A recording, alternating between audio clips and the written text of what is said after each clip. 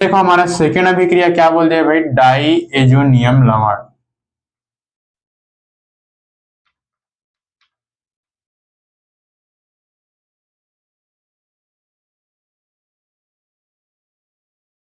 अभी die azonium लवण क्या चीज है सर?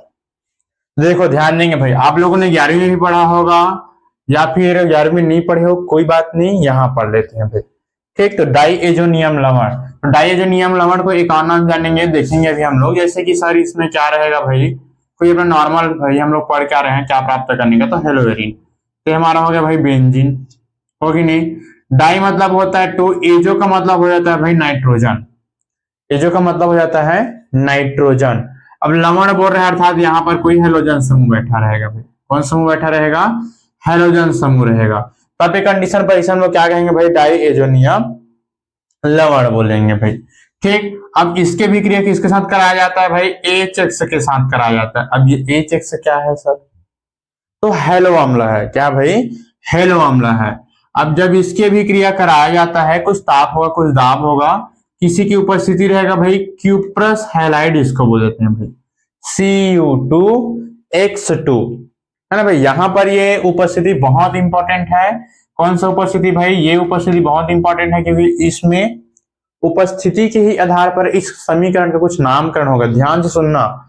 इसकी जब उपस्थिति में क्रिया कराया जाता है तब क्या होता है, देखो भाई, यहाँ का जो एक्स है इधर क्रिया करेगा और ये सब भाग जाएगा यहां से, देखेंगे, देखना ये ये N2 था ना भाई, देखो यहाँ पर N2 था ना, तो यहाँ का x जो रहेगा यहाँ पर जाकर के जुड़ जाएगा, तो ये x बना लेगा। प्लस क्या होगा भाई, नाइट्रोजन अलग भाग जाएगा तो ये N2 बना लेगा। प्लस क्या बचा, यहाँ का H बचा और ये x है, तो क्या बना लिया अपना, HX बना लिया भाई। क्या बना लिया, HX बना लिया। देखो तो इसको हम लोग हिंदी कैसे बोलेंगे, इसका थ्योरिकल कैसे बोलेंगे भाई, जब बेंजीन डाइओजेनियम लवण की अभिक्रिया हेलो अम्ल के साथ क्यूप्रस हैलाइड की उपस्थिति में कराया जाता है तब हमको हेलो एरिल प्राप्त होता है। क्या प्राप्त होता है, तो हेलोवेरिल। लेकिन देखो मेन इसी का अभिक्रिया का नामकरण क्या है भाई, देखो एक अभिक्रिया का नाम है क्या चीज भाई, सेंडमेयर अभिक्रिया।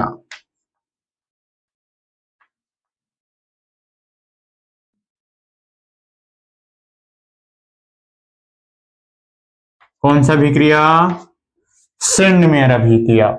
तो मैं बच्चों को यही बताना चाहूंगा कि इसके अंतर्गत हम लोग क्या पढ़ते हैं भाई, एक अभिक्रिया का नाम पढ़ते हैं, वो है सेंडमेयर अभिक्रिया। तो आइए देखते हैं कि हमारा सेंडमेयर अभिक्रिया क्या बोलता है।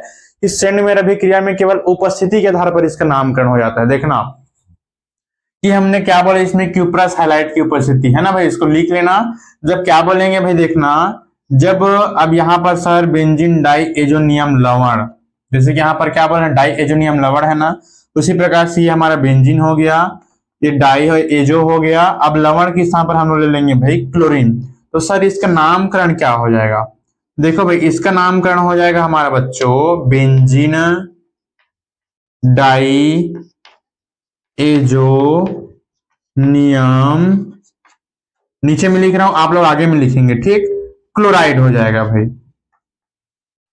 क्या हो जाएगा, क्लोराइड। जैसे कि यहां पर क्लोरीन बैठा तो क्लोराइड हो जाएगा। बाय द वे अगर ब्रोमीन बैठा होता तो ब्रोमाइड हो जाता सर, आयोडीन बैठा होता तो आयोडाइड हो जाता सर। ठीक, तो ये देखो ये बेंजीन है इसलिए बेंजीन। डाई क्यों लगाया है, क्योंकि दो नाइट्रोजन है। एजो किसके लिए लगाते हैं हम लोग, नाइट्रोजन के लिए लगाते हैं। नियम ऐसी टाइम पास है, उसके साथ नामकरण करने के लिए। क्लोराइड का मतलब हो जाता है भाई, मतलब क्लोरीन का मतलब हो जाएगा क्लोराइड। ठीक, जब बेंजीन डाई एजोनियम क्लोराइड की अभिक्रिया किसके साथ कराया जाता है, हमने बोला एच एक्स, तो यहां पर एच एक्स नहीं लेकर हमें क्या लेंगे भाई, एच बी आर, है ना भाई, हाइड्रोजन ब्रोमाइड के साथ कराया जाता है। किसकी उपस्थिति में, तो देखो भाई यहां पर मैं इसको हिंदी में लिख रहा हूं भाई, क्यूप्रस क्लोराइड ले लेते हैं भाई यहां पर। अब देखो क्यूप्रस क्लोराइड मतलब Cu2Cl2, ये है भाई क्यूप्रस क्लोराइड।